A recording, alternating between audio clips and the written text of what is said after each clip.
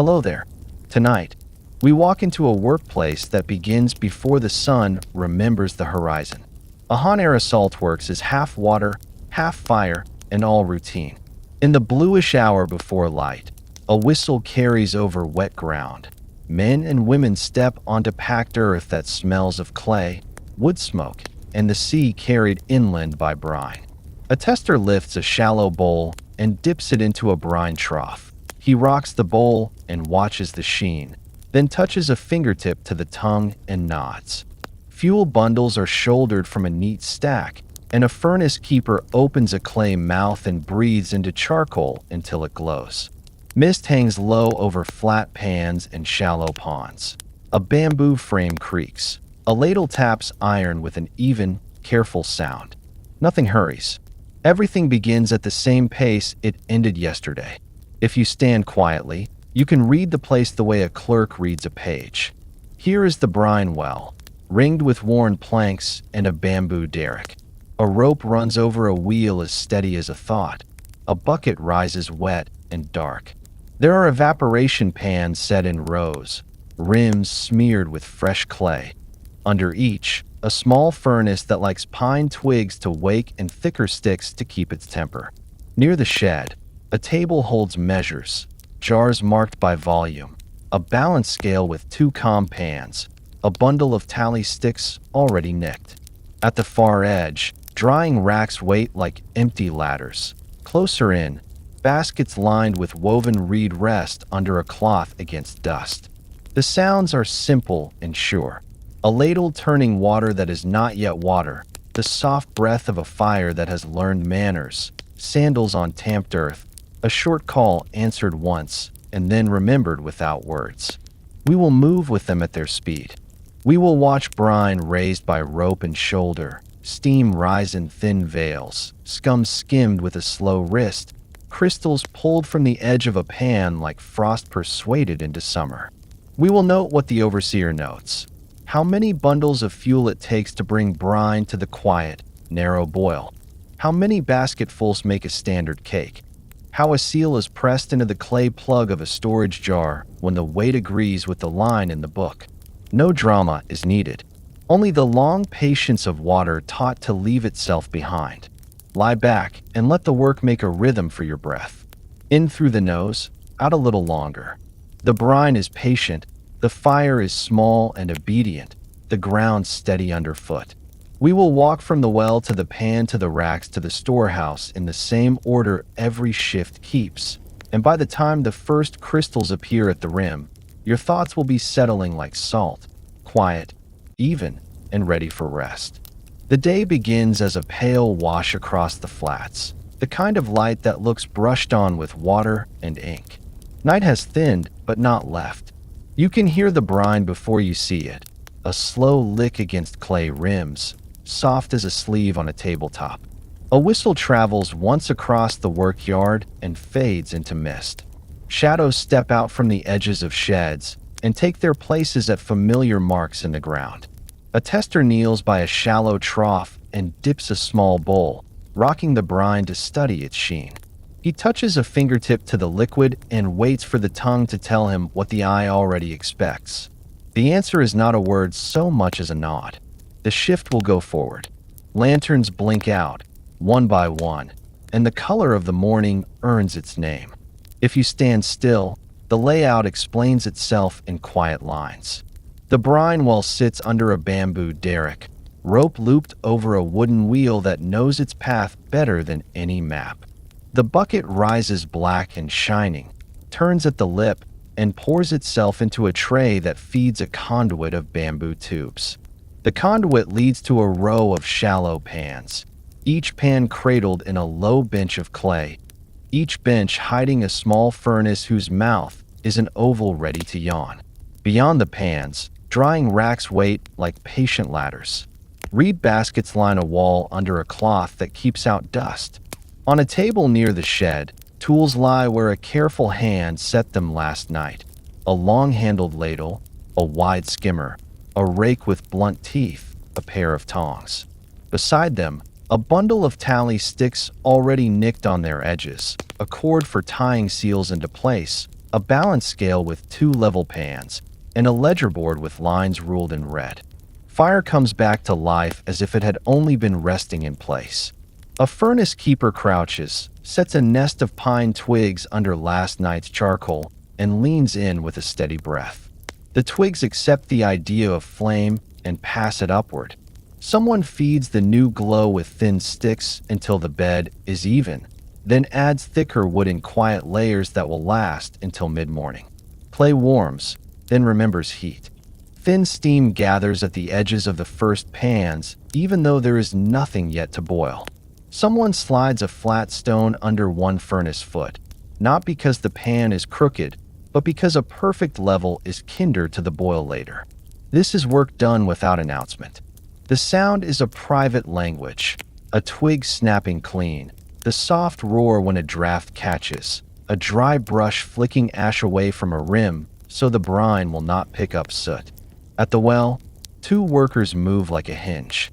One pulls the rope with a long, even pull while the other steadies the bucket with a pole.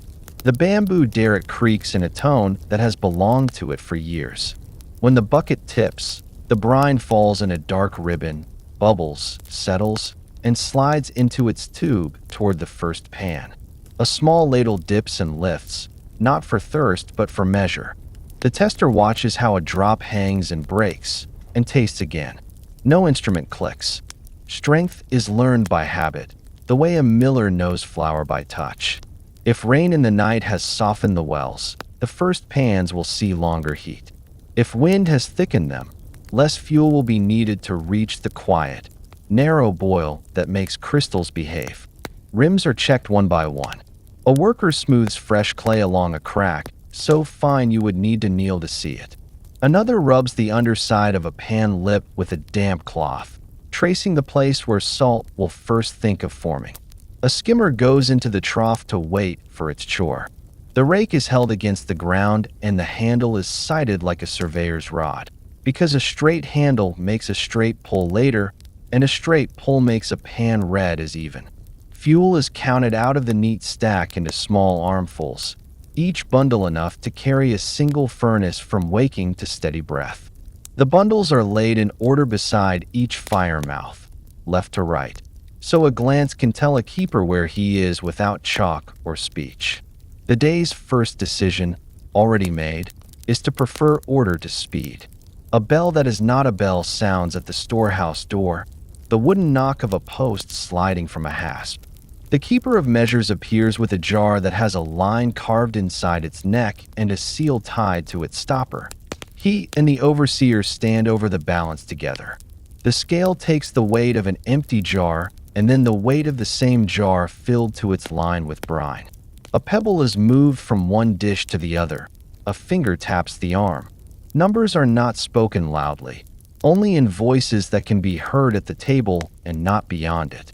A tally stick receives a notch that sits where it should, not higher, not lower. The overseer ties the cord around the stick and the ledger board accepts 2 neat marks in the morning column. This is not the state breathing down anyone's neck. It is the habit of proving what you already believe you did. Workers step out of their shadows and into their lines. 2 at the well, 2 at the first pans, coaxing them from warm to simmer.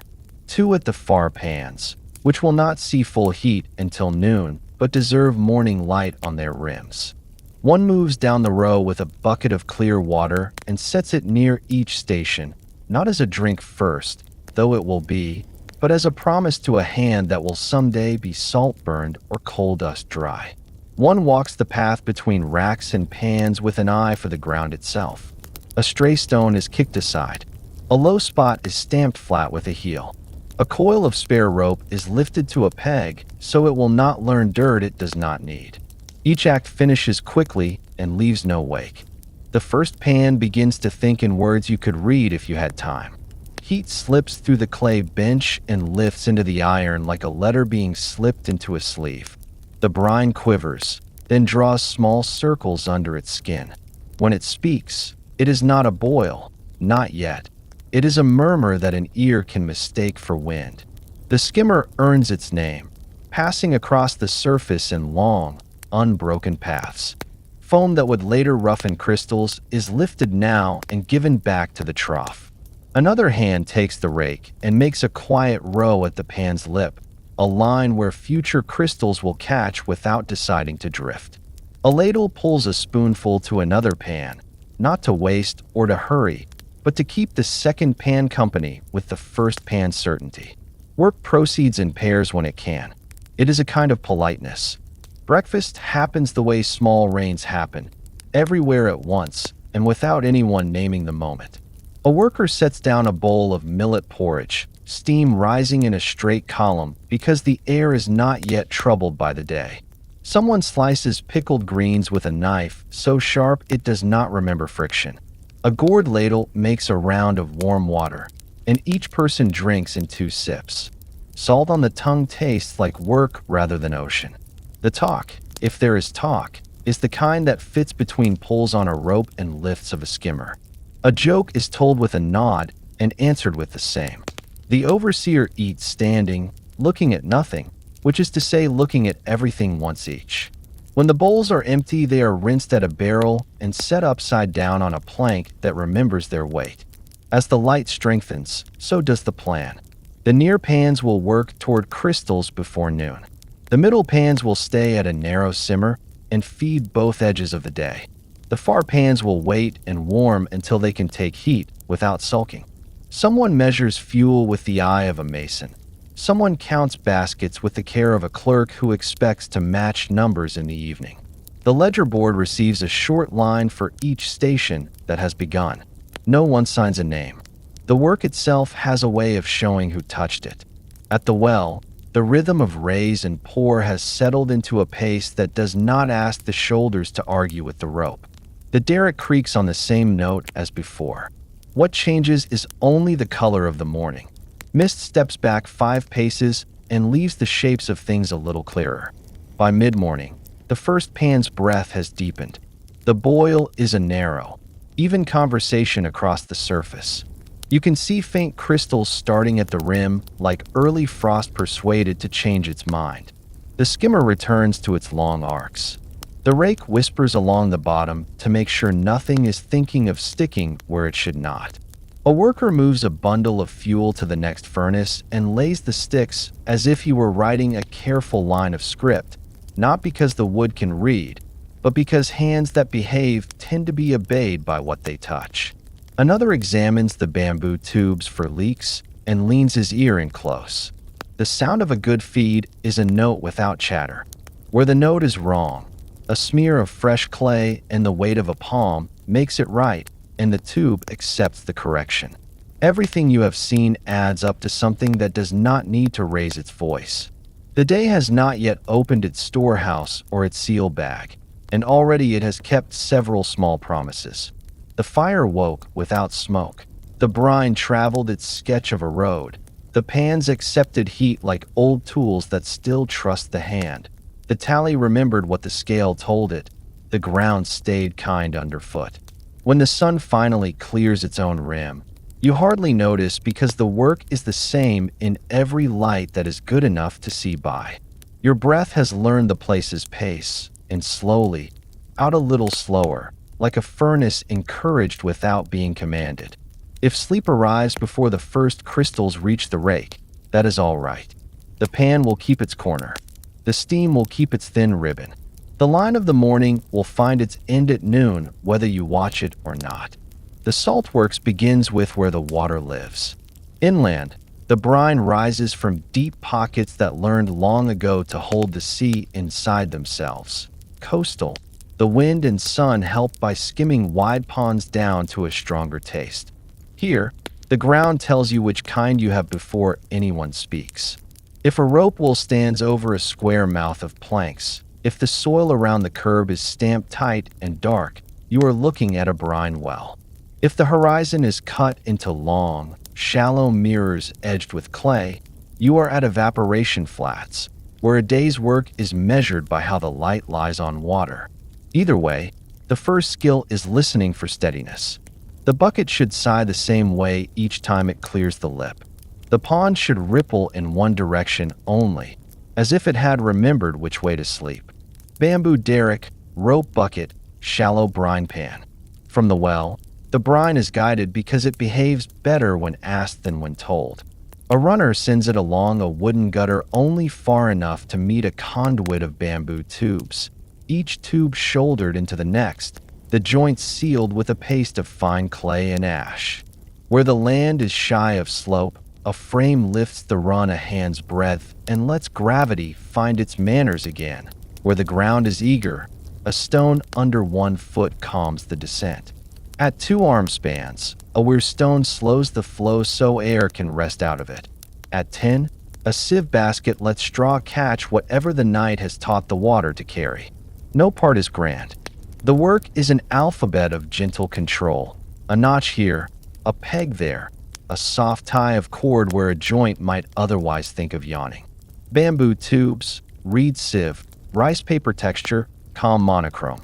The flats read like a map someone drew with a brush and then ruled with a straight edge. Pans sit in ranks, each a hand lower than the one behind it, a stair shallow enough for water to understand.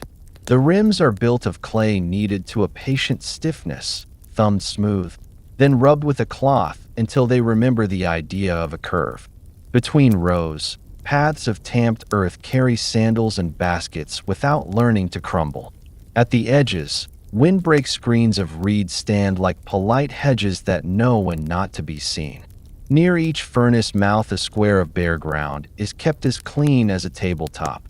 The keeper sweeps it with a brush of twigs, so ash cannot teach the brine any taste it did not already have.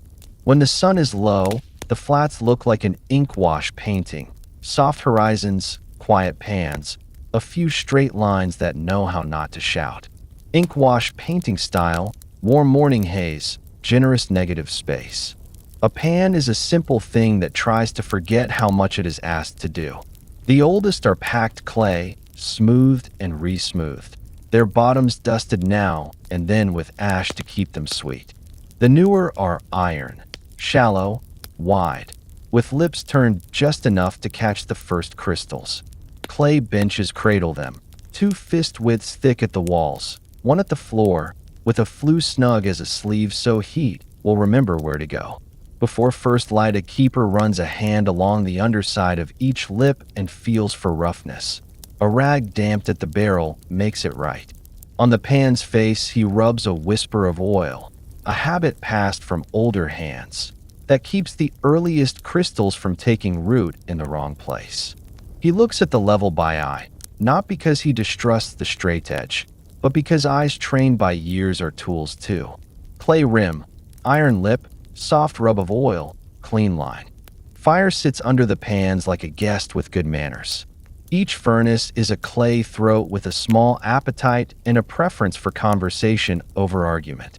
A bed of last night's charcoal waits as if it had only been pausing to consider its next sentence. Twigs wake the ember. Thin sticks make it thoughtful. Thicker sticks give it the patience to hold one small idea for hours.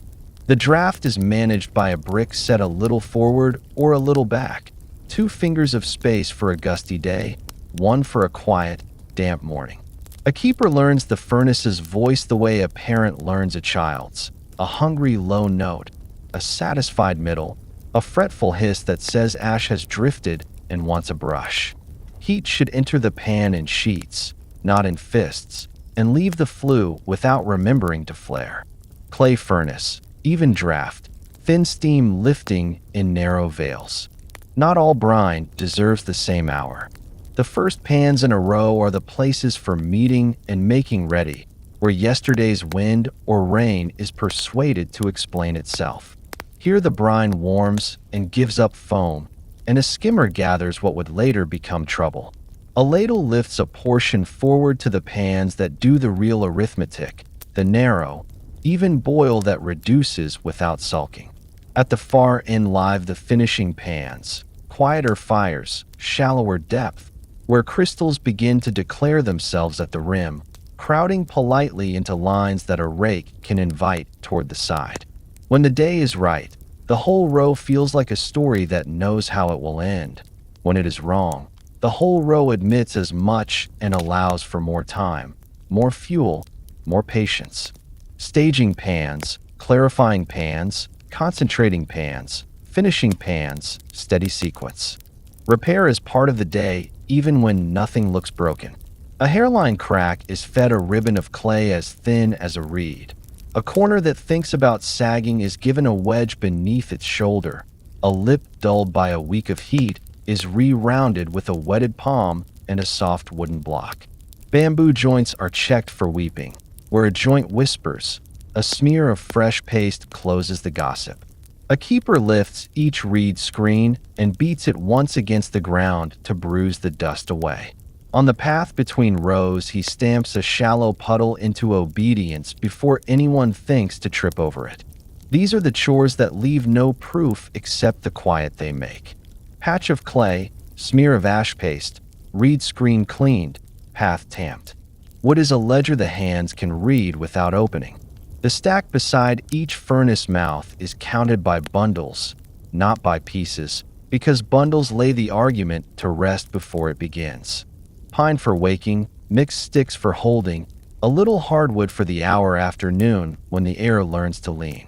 A keeper moves one bundle at a time, always from left to right, so the ground itself keeps a memory of what remains.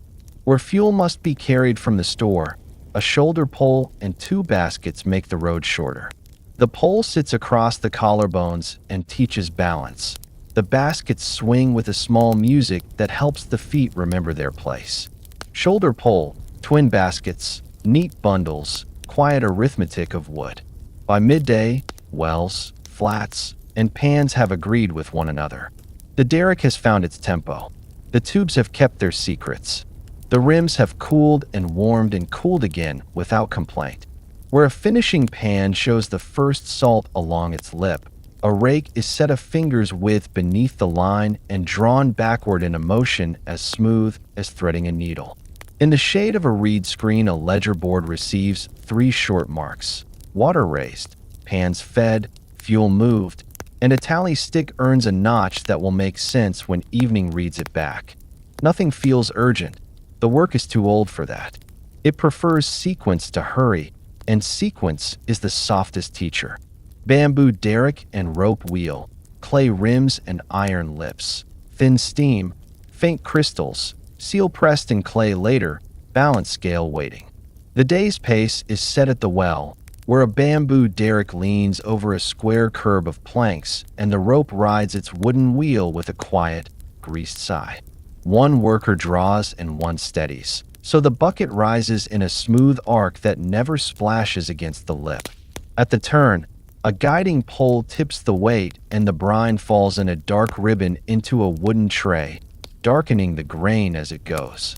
From there it slips into a run of bamboo tubes, each joint sealed with a paste of fine clay and ash that the palm smooths until it shines. Nothing jerks. The rhythm is raise, tip, slide, and the hands breathe the same way they move. Slow in, slower out, like a furnace encouraged without being commanded. Thin steam waits at the first pan like a thought about to be spoken. Strength is tested the old way because the body keeps a better scale than instruments that do not know this place. A shallow bowl lifts a small measure. The tester rocks it to watch how it clings along the rim, then touches a fingertip to the tongue and waits for the quiet sting that means the wells kept their promise. A smooth pebble drops into the bowl next. If it sinks with a side to the bottom, more time will be needed at the pans. If it hangs in the middle, the fires can be modest. If it begins to think of floating, the first crystals will come earlier than pride allows. He rinses the bowl, sets it on its face to dry, and marks a neat line on the ledger board that means something to everyone here without needing a word. The balance scale on the table answers with a nod of its beam, and a tally stick takes a small notch that will still read in the evening light. The path from tray to pans prefers gentle arguments to force. A sieve basket interrupts the run to catch what wind or night left in the water. Leaf, straw, dust. So the pans will only be asked to manage what they were meant to manage. A flat where stone slows the flow so air can step out of it and rest, because brine that hurries forgets to behave. Where the ground is shy of slope, A frame lifts the conduit by a hand's breadth and returns it to level. Where it is too eager, a round stone under one leg asks for manners. Every joint in the bamboo line carries the thumbprint of a hand that checked it at dawn. Every joint accepts a little crescent of paste that dries into certainty. Inkwash calm rides the run. Bamboo tubes, reed sieve, clay seal, thin ribbon of water, until the first pan accepts the day without remark. Shoulders take the next lane, so the finishing edge will not wait on the wells alone. A man moves along the tamped earth path with a shoulder pole and twin buckets. The pole sitting across his collarbones to teach balance, and the buckets swinging with a small music that steadies the feet. He serves the far pans first, pouring in 2 equal gifts and skimming a stray fleck that does not belong, so the quiet boil at the end of the row will have what it needs when the hour arrives. He listens for the note a good feed makes when it lands on iron. Where the note is wrong, he checks the rim, rubs it with a damp rag, and pours again. Spills go to a shallow trough that returns them to the beginning, because even waste here is taught a friendly route. The pole comes back empty, and the man's breath is even, as if the buckets were part of the way the ground breathes. Weather writes its own small edits into the day, and the well keeps a memory of rain. If the night was damp, the brine carries too much patience, and the first pans are used as clarifiers, warmed just enough for foam to gather and be lifted away in long, unbroken passes of the skimmer. If the wind ran hard and dry across the flats, the wells answer with sharper strength, and the fire keepers lay thinner sticks, so heat will arrive as a sheet and not as fists. When noon leans warm, a keeper sets a brick a finger's width forward to narrow a draft. When the sky turns shy and cool, the brick goes back again, and the clay throat learns to pull a little wider. No order is permanent. The small changes are written into muscle rather than margins, and the row of pans reads like a sentence that keeps its grammar while the words exchange places. Maintenance is a kindness paid ahead, so the afternoon will not learn regret. The rope is turned on the wheel so where will be honest and even. The wheel's groove is wiped where salt would like to live. The bucket's lashings are retied into knots that remember how to lie flat. A brush of twigs clears ash from the furnace mouth so the bed can breathe. A damp cloth rubs the underside of the first pan lip until it goes from dull to true. Where a bamboo joint whispers at a seam, a smear of fresh clay and ash hushes it before the whisper becomes a drip. The reed screen that keeps the wind polite is lifted and tapped against the ground to bruise the dust away. The path between rows is stamped flat, where a heel found softness. The ledger board receives 3 short marks: brine raised, pans fed, joints sealed. And the tally stick earns another notch that will need no explanation when the door bar slides into its hasp at dusk. By mid-afternoon, the derrick creaks in the same tone it started with, which is the point. Raise, tip, slide continues without ceremony. The tray darkens and dries, darkens and dries. The bamboo run carries a steady note toward the working edge of the day. At the far pans a rake is laid a finger's width beneath the rim, ready for crystals that will crowd politely when the time arrives.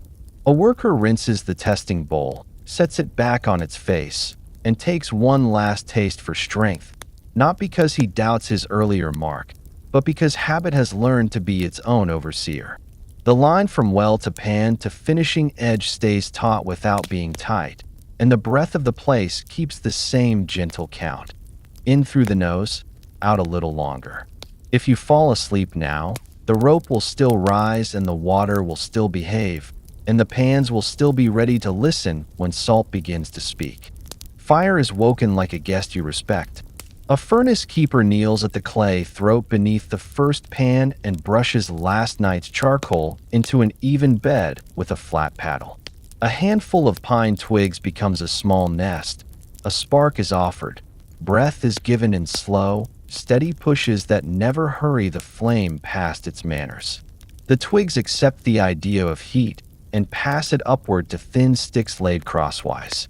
When the glow is calm and level, Thicker wood follows in a tidy lattice that invites air through it the way a sieve invites water. A brick that lives by the fire mouth is slid forward 2 fingers to narrow the draft, then back 1 to widen it, until the note from the clay throat settles into the contented middle. That means heat will rise in sheets and not in bursts. Nothing snaps. Nothing flares. The bed learns to hold a single thought for hours. Fuel is counted like a day's sentences. Pine for waking, mixed sticks for keeping, a slice of hardwood for the hour when the air grows thin. Bundles are stacked left to right beside each furnace mouth, so the ground itself remembers what remains. A keeper's hand moves only 1 bundle at a time. He sets each stick down with its neighbor, not on top of it, so the bed will breathe rather than stew. When ash builds at the back, a long-handled rake draws it forward in a slow, even pull, and the ash falls into a small pit that will be emptied after noon. If wind thinks of mischief, a reed screen shifts a hand's breadth to quiet it. If the morning turns damp, the brick at the draft learns a new position by the width of a fingertip, and the furnace accepts the correction like a well-taught pupil. Heat climbs into iron the way ink climbs into paper. You can see it take hold at the edges first, a faint trembling that looks like breath against glass. The brine shivers, then organizes itself into a narrow, even boil, not a frenzy, not a pot in a hurry, but a conversation that runs the same all the way across. At that moment, the skimmer earns its keep. Broad and shallow, it passes from one side to the other in long, unbroken lanes, lifting the fine foam that would later roughen crystals and make them cling where they should not. The keeper does not scrape. He glides, letting the surface yield what is ready and keeping what is not. The skimmer is rinsed in a trough and set down without a drop left to stain a rim. A damp cloth touches the underside of the lip and removes a breath of residue before it can learn to be stubborn. Calm monochrome steam rises in thin veils and pulls away with the lightest grip on the air. Every furnace has a voice, and the room learns to listen. A hungry low note means the bed is too ash-heavy and wants a rake.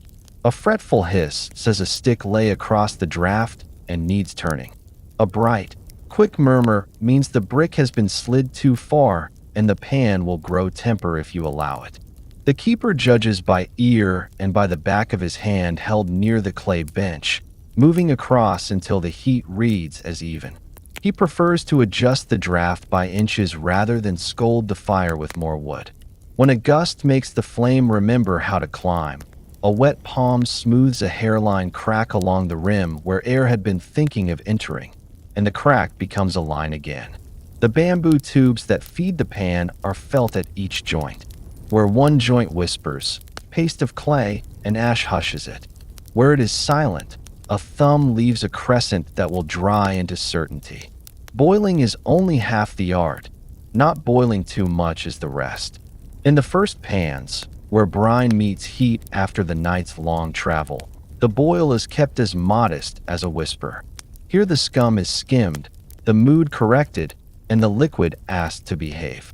In the concentrating pans, the flame is allowed a fuller breath, so water will leave itself behind without sulking. The keeper aims for the sound of rain on distant thatch, never for the rattle of hail. If the surface shows sudden large eyes, the brick retreats a finger's width, a stick is turned, and the eyes close like lids that remembered sleep. When a fly wanders where it should not, a skimmer's edge gathers it quietly to the trough, because even small mistakes learn a path back to the beginning. Care lives beside the fire as naturally as heat.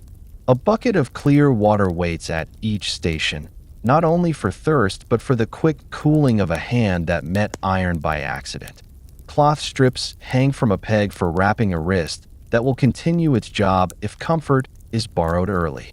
A small jar of oil sits near the tools. A finger's worth rubbed on the skimmer's lip keeps brine from clinging. Every hour, a keeper brushes soot from the inner arch of the fire mouth so the draft's memory stays clean. Twice a day, a rod is fed into the flue and drawn out with a soft cough of ash that would otherwise teach the pan to sulk. None of this will be written on the ledger board. It will be written on the day's ease. Steam writes the room's weather. When fires are correct and pans are thinking well, the steam lifts in narrow ribbons that rise, bend once, and drift toward the screens. A cross breeze is allowed to be a visitor but not a resident, and the reed panels are moved a little until the ribbons stop shivering. Drops condense where they should, on the cooler far lip, not above the hottest reach, and a cloth kept damp with clean water wipes that place at intervals so the drops fall where they will not trouble the concentrate. From time to time, the keeper dips a ladle and lets the spoon cool on the back of his wrist before he tastes it. The sting of salt grows clearer as the hour does. He nods, sets the ladle aside, and adds a single stick to a fire that had been thinking of forgetting itself. By late morning, the far edge of the first pan shows lace, the faint, orderly crust that begins where iron meets air. The rake is set a finger's width beneath the lip and drawn backward in a pull so steady it could be mistaken for a line ruled on paper. Crystals that would drift are invited to collect. Crystals that are not ready are left undisturbed. The keeper does not congratulate the pan. He evens the bed, shifts one brick, and walks the row to repeat the same quiet acts where the day asks. When he stops at the table, the balance scale receives a small measure of brine from the clarifying pan and takes its own reading without comment. A tally stick gets one neat notch. The ledger board accepts a thin red mark that will make sense in the evening when the door bar slides into its hasp. Nothing here believes in hurry. Fire prefers conversation to command. Steam prefers narrow to wild. The brine accepts patience as naturally as clay accepts a finger smoothing its edge. If you are listening as your breath settles, you can hear a pattern emerge that sounds like sleep. Gather, warm, skim, reduce, brush, adjust, taste, record. The pans do not ask to be watched every second. They ask to be kept company by hands that remember the difference between influence and interference. When noon leans its weight on the yard and light sharpens the rims, the furnaces hold their middle note, and the room smells of salt, damp clay, and wood that has learned to be useful. If your eyes close now, the boil will keep to its narrow road. The steam will write its pale lines, and the fire will wait for the next stick as if it, too, understood the value of a measured breath. By the time the sun climbs to an honest height, the first pan wears a faint lace along its lip. It is not a rim of snow. It only looks that way. Tiny, angular grains collecting where iron meets air. The keeper sets the rake so its blunt teeth sit a finger's width below the surface and draws it backward in a slow, even pull. The motion is steady enough to be mistaken for a line ruled with a straight edge. Crystals that were thinking of drifting accept the invitation to gather. The water above them goes on speaking in the same narrow, even boil. Steam lifts in thin ribbons and bends once toward the reed screens. The skimmer glides a lane across the pan and leaves no wake. Nothing hurries, because salt taken too soon forgets how to behave later. Size is decided by pace rather than by pride. On a day with more wind, the rake moves a touch slower so larger crystals can find each other. On a day with soft air, the pull is a little quicker so the grains remain small and will drain like good sand. Fines, those too tiny to handle without waste, are stroked back into the center where heat is kindest, there to redissolve and begin again as if the morning were new. The keeper watches how the mass slides along the pan floor. If it drags in clots, the fire has forgotten itself and a brick at the draft is moved the width of a fingertip. If it skates too eagerly, the bed wants a rake drawn crosswise to encourage order. Each correction is small and leaves no fingerprints, only a result that reads as calm.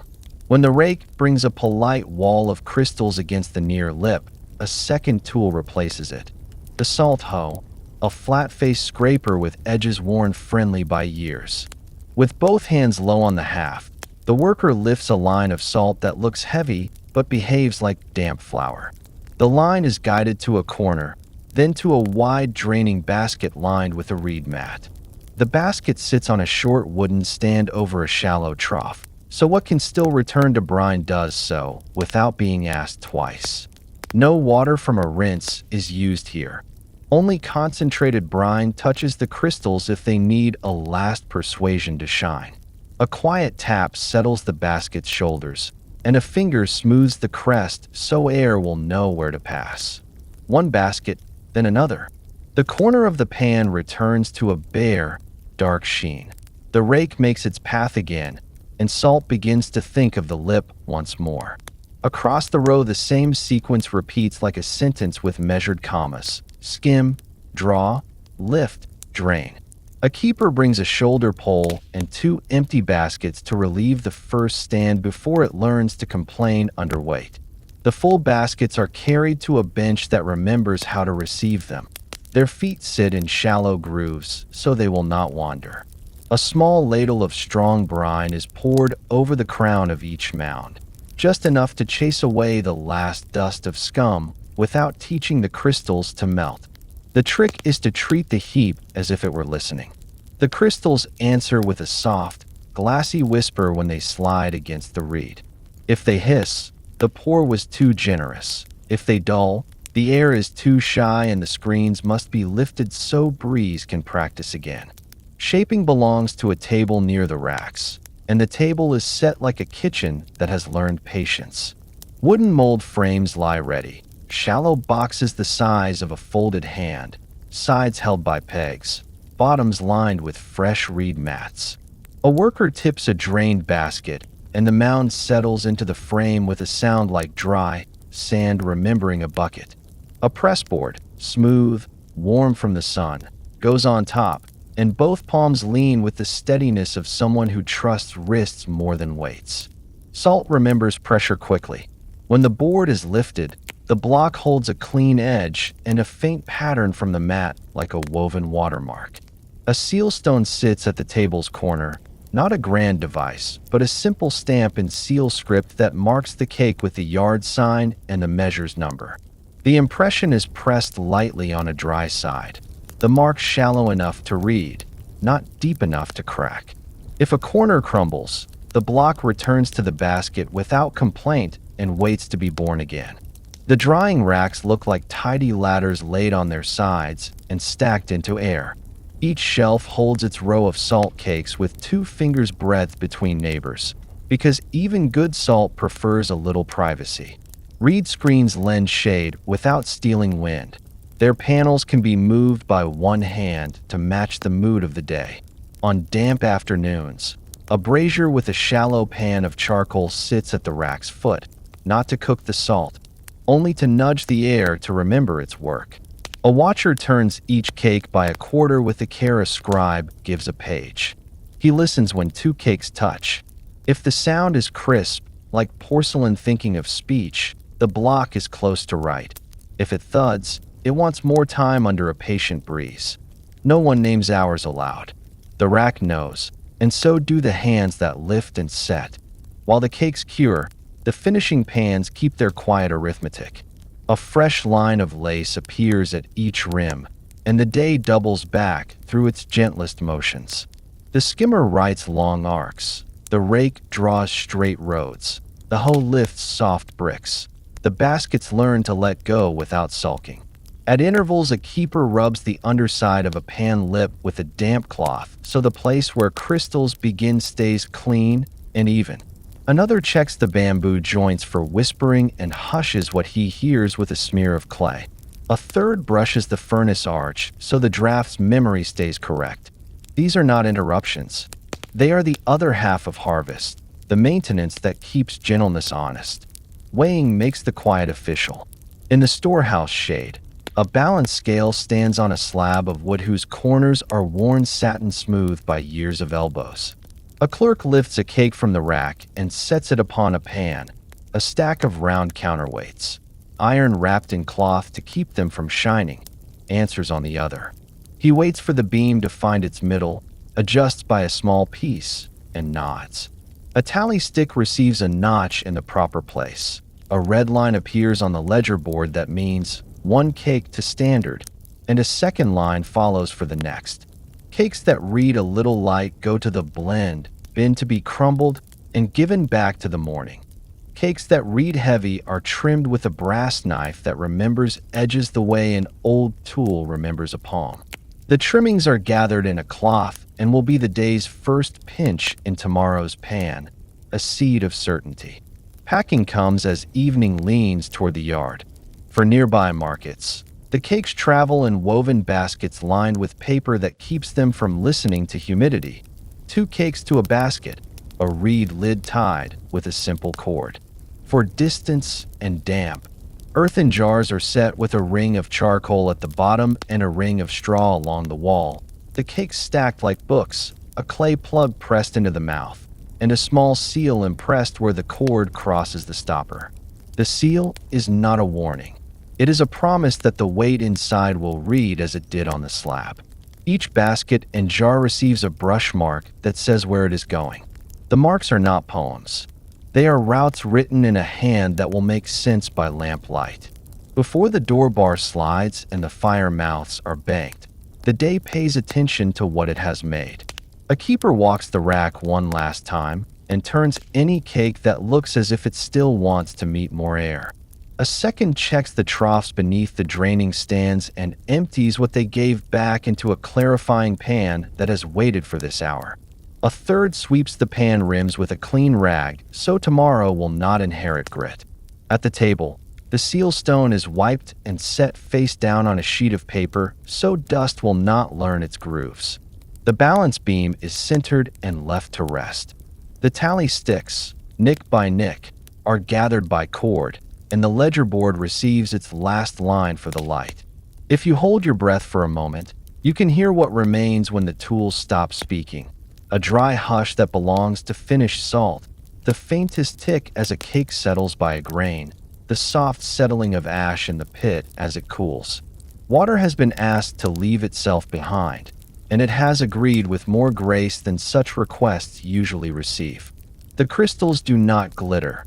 They sit, quiet and exact, looking like what they are, memory made visible. Tomorrow the same hands will wake the same fires and teach the same pans the same manners. For now, the cakes learn the rest of their shape while the lamps are trimmed, and the yard lets the night take back its space one careful inch at a time. Counting begins before anyone lifts a pen. On a low table in the storehouse shade sits a balance scale whose beam finds the middle the way a bird finds a branch. One pan holds round counterweights wrapped in cloth so they will not shine. The other holds whatever the day offers. Test brine, a fresh cake, a basket when empty and again when full. A clerk taps the arm with one finger, not to hurry it, only to remind the beam that the middle is where it lives. When it settles, a tally stick receives a notch at the right height, a small, square bite that means more than ink when hands are damp. Beside the tally lies a ledger board ruled with thin red lines. The clerk draws a short stroke that will be read tonight without asking anyone to remember what Noon believed. Measures are quiet agreements. A standard jar keeps a line carved inside the neck where brine should sit when it is itself. A standard basket is tightened at its rim with a cord whose knot, when it rests at a mark on the handle, means the weave is not boasting. Even the shoulder pole is a measure. The same pole used with the same buckets all day means the body's balance becomes a kind of arithmetic. When the supply jars are filled, a plug of clay is pressed into the mouth and the cord is tied over it. Not tight, just right. On the plug a small mark is pressed with a square seal cut in the old script that looks like little ladders and keys. The seal is not a threat. It is a promise that what is inside will match a number later. Oversight arrives without drama, usually as a pair. The overseer, a man whose robe corners remember dust, walks the yard before heat learns to lean and stands to one side of each station until the rhythm shows itself. He does not interrupt. When he speaks, it is to ask a weight, not a reason. The scribe who travels with him writes with a brush that never splashes. Date, station, measure, witness. They share a small box that will not shout when opened. Weights in the bottom, spare seals in a wrap. A book of bamboo slips tied with cord. If the overseer watches a basket lifted, the scribe notes the lift.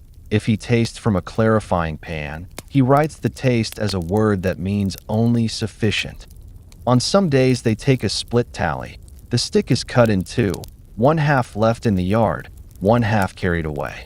Later the halves will meet like two pieces of a small bridge and prove that the numbers on them grew up together.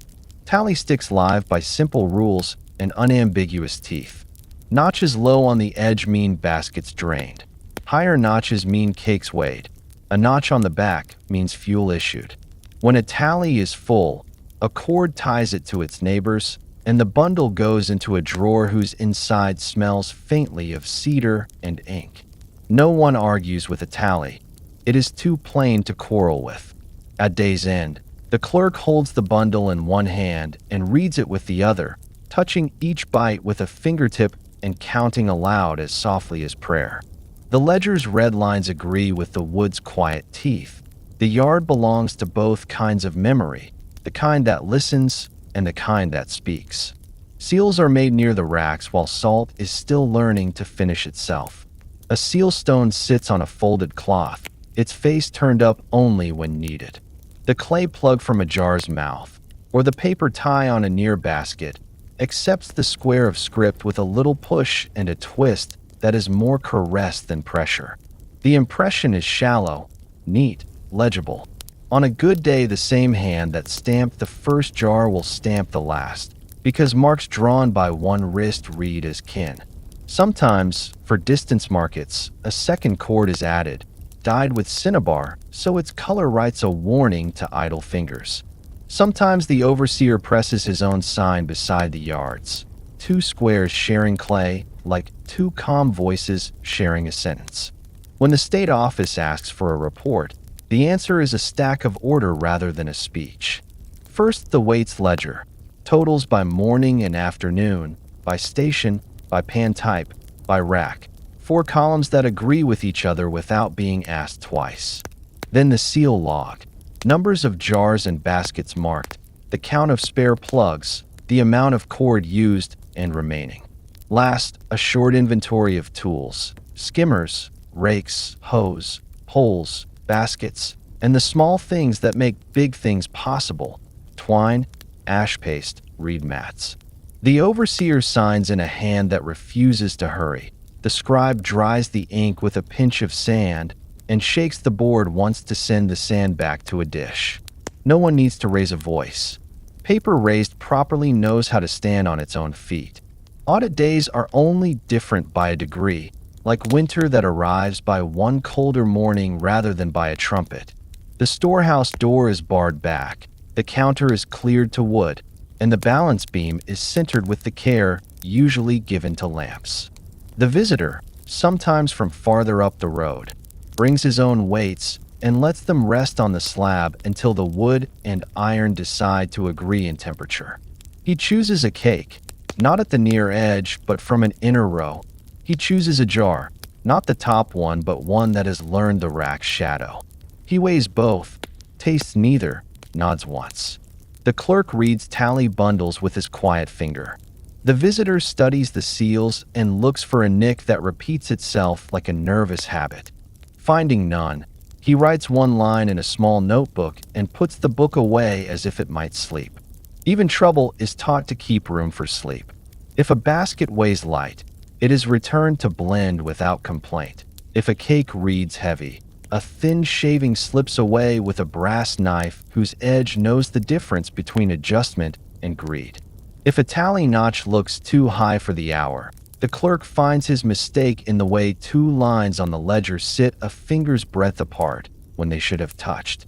He writes a careful correction in the margin and draws one small circle to mark it as closed. Where a seal smears, the plug is remade, and the square script returns to its habit of clarity. The point is not perfection. The point is trace. To be able to walk back from anything made here to the moment where it began to be made. By late light, numbers are ready to become packages. Baskets for the short road are counted by pairs and stacked near the gate with their brush marks forward. Jars for the longer journey are set in rows on wooden sleds with rollers that will greet the shoulders of men and the patience of oxen. Each stack receives a strip of bamboo tag that carries the day, the rack, and the measure in 3 small neat words. The clerk ties the tag with a cord that has already learned how to lie flat.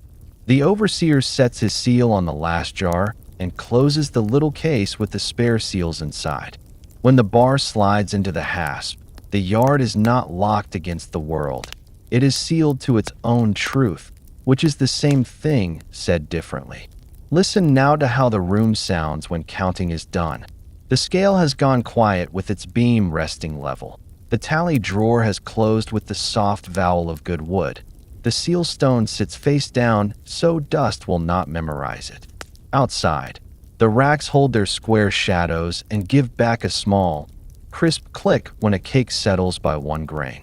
Inside, the ledger board lies with its red lines pleased by their own straightness. Nothing here is dramatic. That is why it works. Tallies and seals have made the day provable without making it loud, and the proof, like salt itself, prefers to be felt rather than admired. If you drift now, the numbers will continue to keep you. They are arranged to be read in the morning by any honest hand that knows how to count and how to listen. Morning leans into the storehouse, and the yard answers with order. Baskets for the short road are stacked in pairs, each lined with paper, each crowned with a reed lid tied by a simple cord. Earthen jars for distance sit on wooden sleds with small rollers. Inside, a ring of straw and a ring of charcoal keep mood and moisture correct. A clerk reads the bundle of tally sticks with 1 finger and nods to the balance scale. Weights rise and settle. A thin red stroke appears on the ledger board. The square seal is pressed once more where cord crosses clay. Nothing here is dramatic. That is why it works. The first carriers lift with the calm of men who know a day's distance by the feel of it. A shoulder pole settles across the collarbones. 2 baskets hang in agreement, 1 to either side, balanced as if they had spent the night practicing. The pole teaches posture. The baskets add a small music that steadies the step. At the gate, a keeper taps each cord not with a finger, not to scold, only to ask if it remembers how to lie flat. A bamboo dispatch slip, date, rack, count, slides under a cord on the lead basket. The gate bar rises. A short bell speaks once. The road accepts the day's first rhythm. The path out is tamped earth and remembered feet. Stone markers at the edge of fields hold the rounded tops that shoulder poles like to rest upon. A carrier pauses, breathes in through the nose and out a little longer, and the pole greets the stone as if they were cousins. A handcart rolls behind with jars cushioned in straw, its wooden axle singing a dry note that never grows loud. Where the ground sags, corduroy planks have been set and taught to behave. Where a rill cuts across, flat ford stones make a line of ovals that the foot accepts without debate. Reed screens at the road's edge keep crosswinds polite. The sound of the morning gathers itself into a steady sentence. Footfall, creak, soft breath, the little answer the baskets give to motion. Hills do not argue, they merely lengthen the day. The line becomes a zigzag to spare the knees. On steeper pitches oxen take the handcart's tongue, heads low, breath white in the cooler shade. The driver walks at the shoulder and keeps the talk to murmurs the animals understand. At the crest, loads are checked with a palm to each knot and a glance to each plug. Oiled cloth is unrolled if the sky practices rain. In sun, hats and sleeves make their own shade, and the pole remembers to sit on the meat of the shoulder, not the bone. No one hurries the descent. The rule of the road is the same as the rule of the pan, even, not fast. At the first way station, the day becomes measurable again. A post stone carries a number. A bench keeps to its patch of shade. A jar of cool water and a scoop live in the same spot where they have lived for years. A keeper with clean hands checks the split tally, his half in a drawer, the yard's half at the carrier's belt, mates the two, and smiles at the way the teeth agree. He writes a neat note on a slip, sands it dry, returns the halves, and pushes a dish of plain millet toward whoever needs it most. Shoes are retied. A strap is turned so its rough face will not learn to bite. A shoulder pole tilts a little, gives back the ache it was holding, and resumes. Reed mat shade, quiet jar, brush note, rice paper calm. Where the road meets water, the work forgets dust and learns current. A flat-bottomed river boat noses the bank. The captain stands with a pole that knows its depth by heart. Jars go aboard first, set low and trimmed to keep the boat honest. Baskets follow, crossed-eyed so they will not learn to wander. The boatman's helper marks a short count on a bamboo slip and tucks it under a cord near the bow. Push, settle, push. The river answer is a hush against the planks. When the water runs thin, a tow line comes ashore and two men lean into it together, walking a path already soft from yesterday's pull. The boat keeps to the inside of bends, where the current likes you more, and the bank offers the kind of grass that forgives rope. At ferries and little bridges the day pauses only long enough to agree about order. Two carts wait while one crosses. A child runs ahead with a red flag that means nothing more complicated than "please see me." On the bridge, boards talk in low vowels under wheel and hoof. On the far side, a gatekeeper takes a breath, looks at seals and knots, and waves the line through with a brief stamp to the station book. No one asked for the story of the cargo. Numbers are the story, and they are told by weight, cord, seal, and the way a basket sits when it is full. Heat asks for intervals. At noon, the carriers choose the lee of a wall or the shade of a mulberry and set poles on stones that were placed there by the first men who understood afternoons. A cloth wrung from a jar settles on the back of a neck. A strip is wrapped around a hand where salt has made an old sting remember itself. Baskets are lifted and set back down again, not for worry, only to air the cords and keep them from learning to stick. If a knot shows habits of loosening, its end is fed under and returned in a flatter lie. If a jar has sweated, its straw is turned and a little charcoal added at the bottom to persuade damp to behave. The road begins again with the same count. Step, breathe, step, breathe. By late day the line turns toward market or depot, and the simple instruments of the morning return to work. A balance scale on a slab waits for cakes. A yard inspector, no more stern than a scribe, checks the mark in clay where the seal sits and reads the dispatch slip without comment. Baskets are weighed with and without their lids.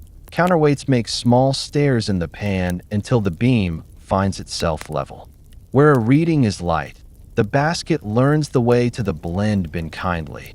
Where a reading is honest, a brush writes a brief mark on the lid and the basket joins its fellows in shade that smells of straw and chalk. The split tallies halves meet again and part for the last time today, satisfied like two lines that have found the same answer. Night comes in a different order from morning. Boats tie to posts and settle into the soft grip of the bank. Carts are rolled under a lean-to that remembers their height. The last carriers return the shoulder poles to the pegs from which they began and lay a hand along the wood, as if it were a creature that deserves thanks. The ledger board receives its evening strokes, loads out, loads in, seals inspected, weights accepted. A clerk centers the balance beam and leaves it that way so it will not dream badly.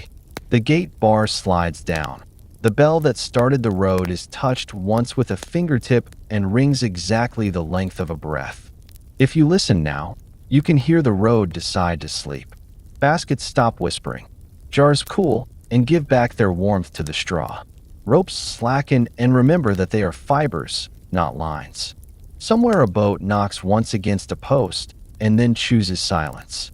The day's distance is folded into packages and entries. Tomorrow's distance waits in the same packages, under the same sky. Your own breath can take their rhythm if it wants. Lift, carry, set, rest, in, out, in, out. The road is longer than any one pair of feet, but it has learned to be kind to every pair that keeps its pace. Sleep uses the same rule. The yard has a weather of its own, salt on the air, warm clay, a thin sweet smoke from small fires. Workers dress for it the way sailors dress for wind. Sleeves tied back, a strip of cloth around the wrist, sandals that forgive wet ground. Before each round a bucket of clear water is set within reach, and a gourd ladle makes a quiet circle from hand to hand. Ink wash calm, reed screen shade, water jar, and cloth wraps. Brine is patient but not gentle. Skin learns to sting where salt dries, so hands are rinsed often and wrapped where grips meet wood, a narrow band of cloth that remembers the shape of a palm. A dab of oil rubbed into the knuckles gives the crystals less reason to cling. If a splash bites, a cool rag lays its weight on the place, and the rag is turned before warmth can argue. The rule is small help early, not brave help late. Heat is taught to be companion rather than test. Keepers work close to the furnaces, but step back a pace between tasks. A brush clears ash, so the draft breathes, and no one must lean too far into the mouth. Shoulders carry poles on soft padding tied with a knot that lies flat. When breath grows short, the body adopts the yard's count. In through the nose, out a little longer, and the ground steadies underfoot. Rice paper texture, soft steam veils, calm monochrome. At midday the yard turns kindly. Shade panels slide a hand's breadth. A jar of cool water waits where it always waits. A small crock of pickled greens helps the mouth remember another taste. A strip of cloth is wrung out and laid across a neck, another tied around a forearm that has worked the rake too long. A salve of oil and ash, plain as kitchen talk, keeps little cracks from becoming larger stories. The ledger does not record these things. The afternoon does. By late light, the same habits have kept their promises. No hands blistered for want of a rag, no backs soured for want of a pause, no fire offended for want of air. The yard smells of clean brine and quiet wood smoke. The reed screens whisper, the pans keep their narrow talk. If you are listening for sleep, follow their practice, small care early, measured breath, steady pace, and let the day cool by a degree. Soft shade, slow exhale, even steps. Work lasts because care does not wait for trouble. When the pans cool to a temper you can touch, a keeper kneels at the rims and feeds each hairline crack a ribbon of clan ash paste, smoothing it with the heel of his thumb until the line forgets it was ever a gap. Where a corner has learned to sag, a stone wedge slips under the clay bench and lifts the weight a finger's breadth.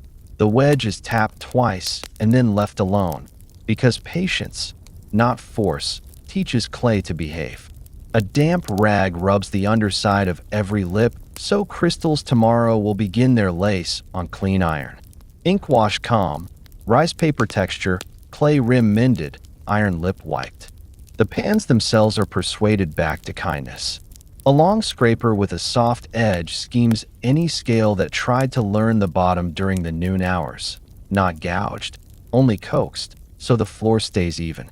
The rake is held up to light, and its blunt teeth are trued against a straight board. A single tooth that leans is warmed over a small coal and pressed back into the line as gently as a book's spine mended with paste. The skimmer's mouth is oiled with one finger's worth, so brine tomorrow will not cling out of habit. Tools return to their pegs, each peg cut with a little shadow mark that matches its tool, so the evening I can see if anything has chosen to wander. Airways are taught to remember air. A brush of twigs clears the fire mouth arch where soot gathers. A slim rod feeds the flue until ash coughs softly and the draft reads as clean again. The brick at the draft is checked for chips, and its edge is rubbed flat on a stone. A chipped brick tells flames to make odd decisions. Bamboo tubes are inspected joint by joint. Where one whispers, a smear of paste silences it. Where a sleeve has dried proud, it is damped and pressed back to smoothness with a palm and a strip of cloth until water would rather pass than argue. Reed screens learn their manners anew. Lifted, tapped once to bruise dust free, and set so the evening breeze still counts as a visitor, not a resident. Calm monochrome, bamboo conduit, reed panel, thin steam memory. Order is also wood and where it waits. Fuel stacks are rebuilt by bundles. Pine for waking, mixed sticks for keeping, a slice of hardwood for the hour past noon, laid left to right, so the ground itself remembers how much tomorrow begins with. Damp bundles are opened and turned on a lattice of poles so they will give up their mood by morning. The shoulder poles are checked for smoothness. A bruise on the wood is sanded with a strip of reed until a palm will not learn a blister in the first hour. Basket rims are relashed where the cord thought about loosening. Jar pads of straw are fluffed and a few fresh charcoal rings set aside for packing against weather. Nothing in this corner shines, and that is how you know it will last. Counting returns, softer than midday. A clerk lays tools on the table and counts by touch: skimmers, rakes, hoes, ladles, tongs, naming each in a voice low enough not to wake a sleeping child. The press boards for the molds are sanded smooth and set on edge so they will not warp. The seal stone is wiped and laid face down on paper so dust will not memorize its cuts. The balance beam is centered and left to rest because scales dream better when they sleep level. A few drops of oil find the hinges of the storehouse. A crease of cloth finds the corners of the ledger board so grit will not learn to live where ink prefers to stand. Paths are mended because feet deserve decent ground. A shallow hollow is stamped level. A loose board on the walkway is set back with 2 wooden pegs. The low place where spills run is deepened a thumb's width, so waste remembers its route to the clarifying trough. At the racks, cakes are quarter-turned. Any that felt the air unevenly are shifted a shelf higher. The keeper listens for the sound 2 cakes make when they touch.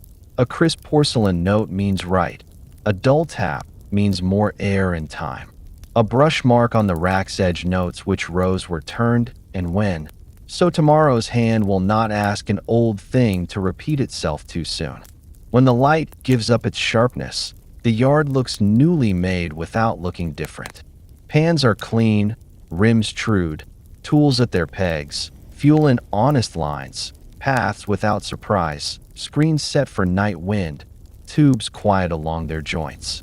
The ledger receives one last line: repairs done, tools counted, fuel stacked, and the tally stick earns a small notch that means ready. If you are settling towards sleep, you can borrow the yard's habit. Fix the small thing before it becomes a large thing. Put the tool where the eye expects it. Breathe in, breathe out, and let order be the pillow.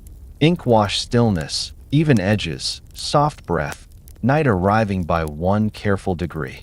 Evening arrives the way good balances find center, quietly, then all at once. The last finishing pan gives up its thin lace to the rake.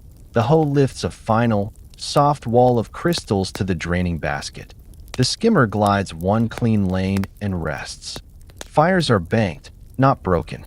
A keeper draws the bed forward, lays 2 thin sticks crosswise, and slides the draft brick to its sleeping place. The clay throats sigh into a low, even hush. A damp cloth rubs each lip so tomorrow's first crystals will have a clean place to begin. Steam narrows to faint threads and fades. Ink wash calm, thin veils, rims wiped, furnaces at rest. At the racks, cakes turn by a quarter one last time. The watcher listens for the small porcelain click that means right, moves a reed screen a hand's breadth to offer a kinder breeze, and lifts a cake that looks shy of air to a shelf with better manners. In the shed, a brazier breathes a polite heat under the lowest row. Its charcoal answers with a glow that does not care to be seen. On the bench, drain baskets are shaken free of their reed liners and set mouth down to dry. A strip of cloth wipes the pressboard faces, and the mold frames are stacked on edge so they will not learn a warp in the night. The seal stone is cleaned and set face down on paper. A square of script is a kind of promise, and promises prefer to sleep without dust. Counting returns for the last time today, softer than in noonlight. A clerk weighs 2 cakes, then a third, lets the beam find the middle, and moves one small counterweight back to its flock. A tally bundle is tied and laid in a drawer that smells faintly of cedar and ink. The ledger board receives its closing line. Pans cleared, racks tended, stores measured, and the brush lifts, pauses, and adds a small red that means finished. He centers the balance beam as if it were a thought set carefully on a shelf. Nearby, cords are measured into lengths for tomorrow's lids. Plugs of clay are rolled into smooth, even almonds and stacked under damp cloth. Bamboo tags are brushed with today's date and left to dry in a row like small, obedient flags. Paths are made ready for morning feet. A shallow hollow is stamped level. A loose board on the walkway is fixed with 2 wooden pegs. Ashes swept from the apron before the furnace mouths so no one will meet it with sandals at dawn. Bamboo tubes are palmed along their seams. Quiet, quiet. A faint whisper, then quiet again after a smear of paste. The shoulder poles go to their pegs. A hand runs along each to feel for a splinter that might talk later. Fuel stacks are rebuilt left to right. Pine for waking, mixed sticks for keeping, a slice of hardwood for the hour past noon, so the ground itself remembers where tomorrow begins. Carriers return as light thins to evening tea. Poles go up on hooks. Basket cords are loosened and aired. Straw pads for jars are fluffed, so they will forgive wait again in the morning. At the gate, the last dispatch slip is read and tied. The bar slides into its hasp with a wooden vowel. A small bell answers once as if to bless the hinge. Along the river, a flat boat settles against its post, and the water gives a hollow, friendly knock. In the storehouse, a pot of clear water refills the basin, and a cloth is folded over the rim. Little things are returned to the places they call home. The night supervisor walks the yard the way a finger reads a line. Receive, list, tie, shelve, retrieve turned into bank, wipe, weigh, seal, close. He pauses by each pan, each rack, each stack of wood, and then at the table where the seal packet sleeps. He writes a neat word in a small book, order, and sets the book down as if it could rest there until morning without turning a page. The air cools by a degree. The reed panels whisper. The yard smells of clean brine, warm clay, and wood that has learned to keep quiet. Rice paper moonlight on shallow pans, soft silhouettes, generous negative space. When lamps are trimmed and lids lowered, the place makes the sound good rooms make at the end of honest work. Almost nothing. A cake settles by a grain and answers itself. The ash pit sighs. A rope relaxes and remembers that it is fiber, not line. Numbers have become packages. Packages have found their rows. Rows have learned stillness. If you listen closely, your own breathing can adopt their count. Slow in, slower out. Until sleep finds you the way crystals found the rim, by patience and good example. In a moment the screen will go dark, and plus 1 hour of ambient music will begin, low, steady, and simple, so the calm can continue without words. Let your breath take the Saltworks rhythm, in softly, out a little longer. Sleep well.